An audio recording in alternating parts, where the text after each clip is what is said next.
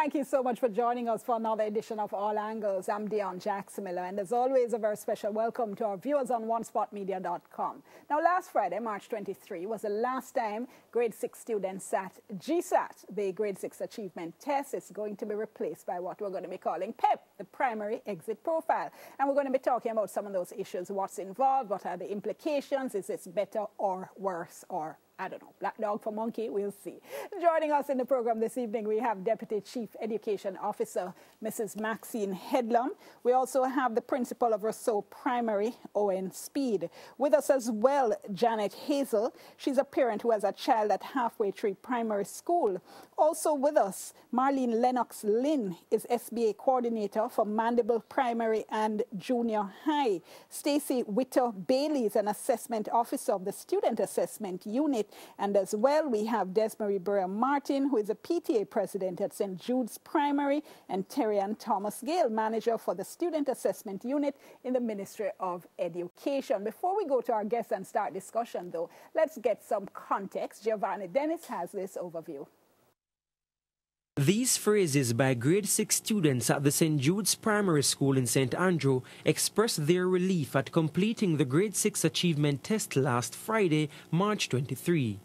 But this, free at last, is perhaps the most potent symbol of the end, not just for this year's batch of primary school students, but the end of an era for an exam that has been described by a 2014 Gleaner article as placing a, quote, unfair and unreasonable burden on primary school children. That view because of the sheer scope of the curriculum and the workload it involves. We'll do extras on Saturday class. We'll go from for extras, we will go from 2:15 to 5:30, sometimes 6. For Saturday class, we'll go from 8:30, sometimes 4. At home now, my mother, since she has the internet, she will look up for the past papers, print them, and give it to me for me to study, and then my aunt would question me on it. We had to stay late hours after school, stay up and study just to pass. I mean, God will reward our efforts. I had to stay for extra lessons, Saturday classes, until after 4 or 6, and I had to study really hard, especially at home. For some who did the GSAT years ago, their experience preparing for the test was different, but the memories are just as fresh. It was a bit challenging for me, because sometimes with all those studies that we do, when you go into the exam, it's like we lost focus and memory of most of the things that we've done. Preparing for GSAT was very challenging for me because, as you know, I wasn't really a bright student. It was easy because I already knew everything, so it never really took me anything. All I have to do is just work it out. Stay up late nights, studying and all of that. When GSAT time came in the morning, everybody was like, oh. Former Minister of Education Ronald Thwaites in 2011 made this stinging critique. A case can be made out that exams like the Jamaica GSAT represent cruelty to children, masquerading as education and preparation for life. The grade 6 achievement test replaced the Common Entrance exam. Common Entrance began in 1958 under then Chief Minister Norman Manley and then Education Minister Florizel Glaspole. It existed for 40 years until 1998. It was done in one day and tested students in math, English language, mental ability, and for most of its existence, composition writing. Common Entrance it did much easier because you have to shade in. So more time when you don't know the answer, you just get some shade in something. So my time you get it right. When results come out, we always get nervous because more time your parents, I expect good things from you, so you're glad when you look and see your name. We had the textbook and you could practice from it, and it provided answer sheet, so you could mark yourself honestly. It wasn't really like how it is now still, because technology take over the thing now. So most kids have it easy now, you understand? Like we have to go hard back then. You're young and you never have anybody to help you, so me the kind of skill. So me do the exam, but I never pass it. It was nervous. My mother prepared me from the day before. She buy pencil, HB2 pencil or eraser, ruler, and the morning we go there and it was just nerve-wracking. Common entrance had its challenges and hit several snags, as Martin Henry explains in a 2012 Gleaner column. But its replacement, GSAT, has not and could not fix the perennial anxiety attacks that parents and students face because of limited places in the high schools of choice.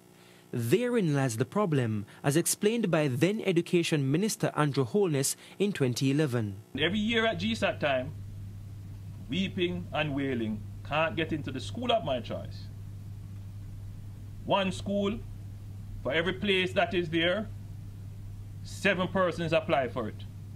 One school putting up 400 spaces, 0 applications for that space. Much of the stress on children is brought about by anxious parents who want their children to attend the best high schools. Hence, the pressure to excel in GSAT. But Dr. Fitz Russell, the man who created the GSAT program, argued that it was never meant to be a placement test, but rather an achievement test, as the name suggests. Dr. Russell maintains that if lawmakers had followed the original plan for the program's implementation, there would be less fuss about it now. Dr. Russell, in a Jamaica Observer article in 2012, explained, quote, "We wanted a test that was fit for purpose, that would do the job to evaluate children's learning, to allow us to give feedback to teachers. It was never about placement." He added that the issue of placement is the issue of economics, policy, and politics. We had given the best advice in terms of how to produce a cohort of children who had achieved your objectives for primary and would benefit maximally from secondary. We were not seeking to solve the minister's problem and the planning function's problem. The education ministers during the GSAT pilot phase were Dr. Neville Gallimore in 1989 and Carlisle Dunkley in the 1990s. The primary exit profile, or PEP for short, now replaces GSAT, and already questions and concerns abound. Giovanni Dennis, reporting for All Angles. Thank you so much. So let's try to get straight into some of those questions and concerns. So Ms. Headlam, let me ask you first, what is PEP then? Is it an achievement test? Is it a placement test, or both? It's a profile that we are trying to obtain for our students. We want to know whether they are, what state of readiness they are for grade 7. And that is why it is so different from the GSAT. How though? Because I'd done a program on GSAT and I heard this exact thing. That's what GSAT was supposed to do, collect stats and assess where our grade 6 students were in terms of these various subject areas. But we're taking a different approach this time, because we are not doing a one-shot, one-off look at where the child is on a particular day.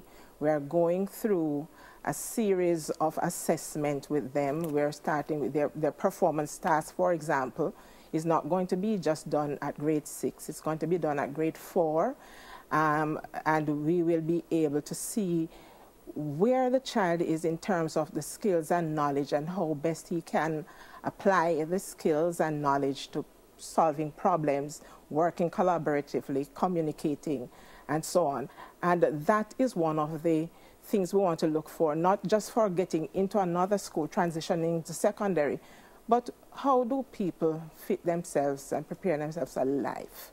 That is what it is all about. So this exam is going to be starting with the grade 4 performance test, the grade 5 performance test, and then they go into the grade 6 performance test and the ability test and their curriculum-based test that is only going to be testing from grade 6. Of course, one of the things that we see about the GSAT is that it tests student content from grade 4 to grade 6.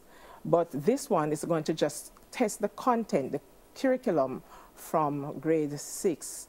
But what we need to see is how rounded the child is and how mature and ready the child is for grade 7. Couple things, if I could, though. So you talk about a grade 4 performance test, a grade 5 performance test, and then the test in grade 6. What's involved at the grade 4 level, literally? What will my child be doing in terms of the test, in terms of what you're calling the performance test? Okay, we're going to be giving the child a problem to solve. And the child is expected to use the skills and knowledge he has to solve that problem. We're talking about 21st century skills such as communication skills, creativity, problem-solving skills, to make sure that he works with others in his class to solve this problem. It's not just about giving a child a task on his own.